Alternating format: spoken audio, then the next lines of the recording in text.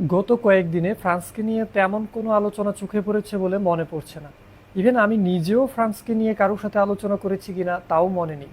শুধু নরওয়ের বিপক্ষে ম্যাচে এমবাপ্পে একদিকে থাকবে, হল্যান্ড অন্যদিকে থাকবে এমন আশা নিয়ে খেলা দেখতে বের হয়েছিলাম। ওই একটু সময় ফ্রান্সকে নিয়ে যা একটু কথা বলেছি এবং অন্যদেরকে কথা বলতে শুনেছি, এর বাইরে তেমন কিছু না। ফ্রান্সকে নিয়ে অবশ্য বলবই বা কি, আর অন্যরাও বা শোনাবেই কি। ওদের কাছে ফুটবল এখন আর স্বাভাবিক খেলার পর্যায়ে নেই, এটা অন্য পর্যায়ে চলে গেছে। ইভেন যারা ফুটবল গেম টিম খেলেন তাদের পক্ষেও ফ্রান্সের মতো এমন শক্তিশালী দল বানানো সম্ভব না, বা বানানো গেলেও অনেক লম্বা একটা সময় লেগে যাবে।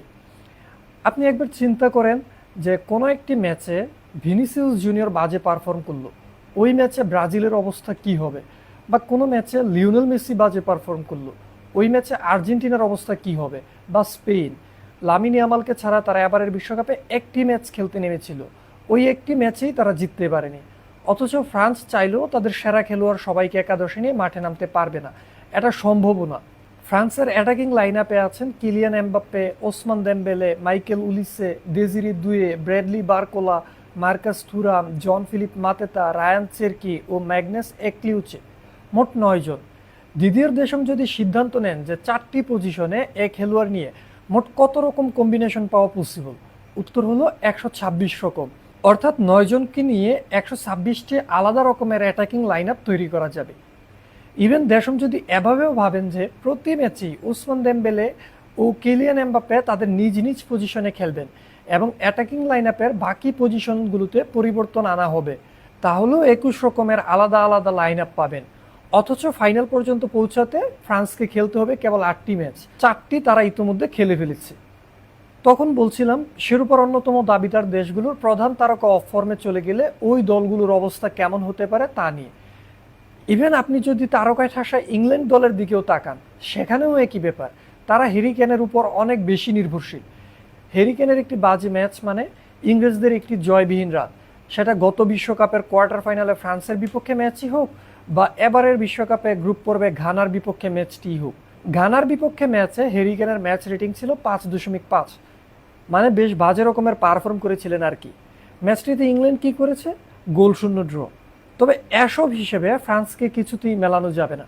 গ্রুপ পর্বের প্রথম ম্যাচে সেনেগালের বিপক্ষে রাইট উইংয়ে খেলা ওসমান দেমবেলের রেটিং ছিল 5.6, লেফট উইংয়ে খেলা দেজিরি দুয়ের রেটিং ছিল 5.2। দুজনেই ম্যাচের শুরু থেকে খেলেছেন। দুই পাশ থেকে দুই অ্যাটাকারের এমন বাজে পারফরমেন্সের পর ফ্রান্স কি ম্যাচে খারাপ করেছে? না, তারা ম্যাচটা জিতেছে 3-1 ব্যবধানে। আবার গ্রুপ পর্বের শেষ ম্যাচে মাইকেল উলিসে খুব বাজে পারফর্ম করেছিলেন। নরওয়ের বিপক্ষে ওই ম্যাচে একবারও একুরেট লং বল খেলাতে পারেননি। অপোনেন্টের হাফে ভুল পাস খেলিয়েছেন 7 বার, বল পায়ে পজিশন হারিয়েছেন 13 বার। ফ্রান্সকে কি ওই ম্যাচে বিপদে পড়তে হয়েছিল? না, ওই ম্যাচটাও ফ্রান্স জিতেছিল হেসে খেলে 4-1 ব্যবধানে। ফ্রান্সের অ্যাটাকিং লাইন আপে এমন সব খেলোয়াড় আছেন যে সবাই যদি খারাপ করেন, শুধু একজন অ্যাভারেজ পারফর্ম করতে পারেন, তাহলেও তারা জিতে যাবে। ফুটবলে এ মুহূর্তে সবচেয়ে সহজ পেশা বলা যেতে পারে ফ্রান্সের কোচিং প্যানেলে কাজ করাকে। মানে দিদিয়ের দেশমকে আসলেই কি কিছু করতে হয়? জিনেদিন জিদানের সাথে পেপ গার্দিওলার ড্রেসিং রুম আলোচনার পার্থক্য নিয়ে সোশ্যাল মিডিয়াতে একটা ভিডিও ঘুরতো এক সময়। ওইটাতে দেখা যেত পেপ হাত পা নাড়িয়ে ভয়েসের উঠানামা করে খেলোয়াড়দেরকে স্ট্র্যাটেজি বুঝাচ্ছেন। বিপরীতে জিদান শুধু খেলোয়াড়দেরকে বলছেন pass to Ronaldo. Vinho, Gundo, you pass the ball to find that. You pass the ball because they jump. And when they jump, the space is there. Mira, solo pasa el balón a Cristiano Ronaldo, ¿ok? জিদানকে তো অন্তত একটা direction দিতে হয়েছিল। আমার মনে হয় দিদির দেশমকে অতটুকু পরিশ্রমও করতে হয় না, করবেনই বা কেন? এমবাপ্পে বিশ্বকাপ ইতিহাসের সর্বকালের সেরা গোলদাতাদের তালিকায় দ্বিতীয় অবস্থানে আছে, তার সামনে শুধু মেসি। নকআউট পর্বে অবশ্য লিওনেল মেসিও এমবাপ্পের সমান গোল করতে পারেননি। এমবাপ্পের সাথে আছেন ওসমান দেমবেলে। নরওয়ের বিপক্ষে ম্যাচে বিশ্বকাপ ইতিহাসের অন্যতম দ্রুততম হ্যাট্রিকটি তিনি করেছিলেন। আছেন উলিসে, 5 অ্যাসিস্ট নিয়ে এ মুহূর্তে বিশ্বকাপ ইতিহাসের টপ অ্যাসিস্ট প্রোভাইডার তিনি।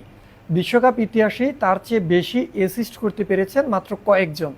7 অ্যাসিস্ট নিয়ে সবার সামনে আছেন পেলে। অথচ উলিসে খেলছেন কেবল তার প্রথম বিশ্বকাপে, এবং এই বিশ্বকাপেও তিনি খেলেছেন মাত্র 4 ম্যাচ।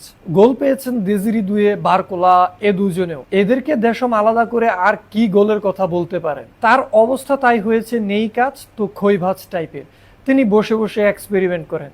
পিএসজি টানা 2 মৌসুমে চ্যাম্পিয়ন্স লিগ জিতল। এ 2 মৌসুমে দেজিরি দুয়ে খেলেছেন রাইট উইং পজিশনে। দেশম তাকে ফ্রান্স জাতীয় দলে নিয়ে এসেছেন লেফট উইঙ্গার হিসেবে।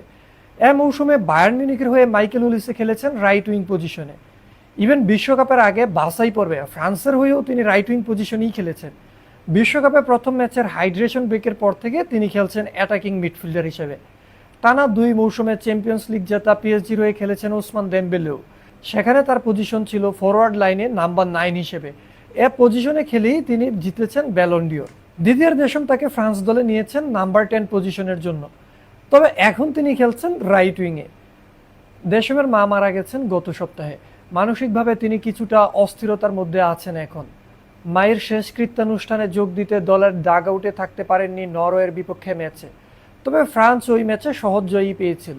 আমার কাছে অবশ্য নরওয়ের বিপক্ষে খেলা ফ্রান্সকে দেশমের অধীনে খেলা ফ্রান্সের চেয়ে ব্যতিক্রম লেগেছে। আমরা তো ফ্রান্সকে সবসময় তাদের লেফট ফ্ল্যাঙ্ক থেকে স্কোর করতে দেখে অভ্যস্ত। ইভেন এই বিশ্বকাপেও ফ্রান্সের প্রায় সব গোল এসেছিল বাম পাশ থেকে।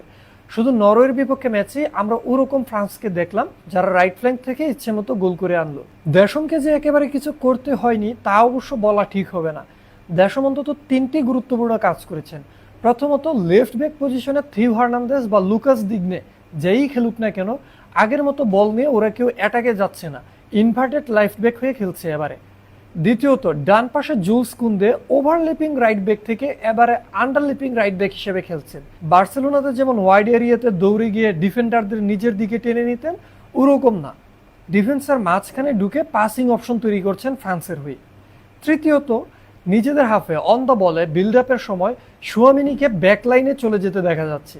এতে অপোনেন্টের 2 জন প্রেস করলে 3 ম্যান ব্যাকলাইনে প্রেস বিট করা সহজ হচ্ছে। অপোনেন্টের 3 জন একসাথে প্রেস করলেও গোলকিপারকে বিল্ড আপে নিয়ে নিউমেরিক্যাল অ্যাডভান্টেজটা পাওয়া যাচ্ছে। আবার 2 জন ফুলব্যাককে ওয়াইড এরিয়াতে রাখতে পারলে এটাকে 3-1-6 বা 3-2-5 আকারে বেশি ভয়ঙ্কর হয়ে ওঠার সুযোগ পাওয়া যাচ্ছে। তবে যে ভাবনাতে দেশম সবচেয়ে বেশি সময় পার করেন বলে আমার ধারণা, সেটা হলো এড্রিয়ান রেবিওটকে তিনি মাঠে কিভাবে খেলাবেন। ব্যালন ডিওর জেতার পরও করিম বেনজেমা দেশমের মন জয় করতে পারেননি।